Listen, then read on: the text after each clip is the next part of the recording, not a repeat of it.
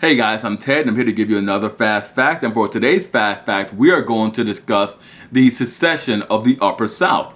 That is the secession of Virginia, North Carolina, Tennessee, and Arkansas.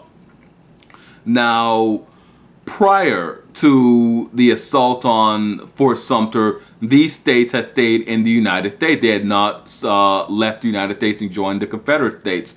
After the assault on Fort Sumter, Lincoln issued a call to arms for 75,000 men. Now, after his call to arms, those four slave states, Virginia, Kentucky, Carolina, and Tennessee, not Kentucky, I'm sorry about that, Arkansas, they all decided to leave the United States and join.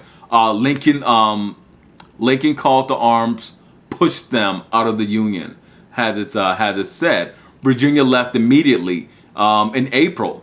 Less than a month after Lincoln's call to arms, Virginia voted to leave the Union in 1861. April of 1861. North Carolina in May, Tennessee in June, and Arkansas in July. Virginia, North Carolina, and Tennessee were the most populous states to join the Confederate States. They contained more than half of the industrial capacity of the Confederate States. The majority of Confederate State leadership will be provided by these three states. More than half of the food crops in the Confederate States will be produced in those three. Moreover, more than half of the Confederate pack animals resided in these three states.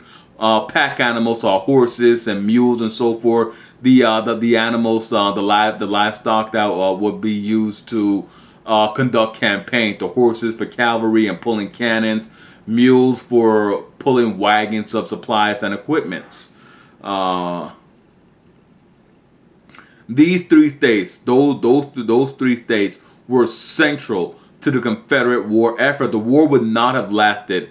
Definitely would not have lasted as long as it did if those three states were not supplying the Confederacy. In particular, if North Carolina and Virginia were not supplying the Confederacy, if they had not joined the Confederacy, it would not have lasted as long as it did. Now,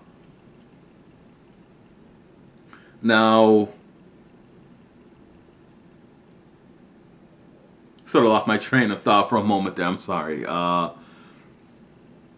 Now, with that being said, it was still up in the air whether the other four remaining slave states, Delaware, Maryland, Kentucky, and Missouri, whether they would follow suit and join.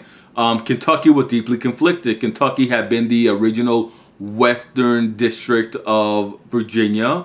Missouri, we had seen, was the launching pad for the border ruffians to engage in violence in the Kansas territory. Maryland was still deeply employed in the tobacco industry, and Maryland, of course, surrounds the national capital of the United States, Washington, D.C., the District of Columbia. The District of Columbia is sandwiched in between Virginia and Maryland. No one really knew how these states were going to go at this point. The only thing we knew at this point in 1861 was that 4 of the remaining 8 slave states left the Union and left the United States and joined the Confederate States. It will still be a question mark on the loyalty and the intentions of the other slave states.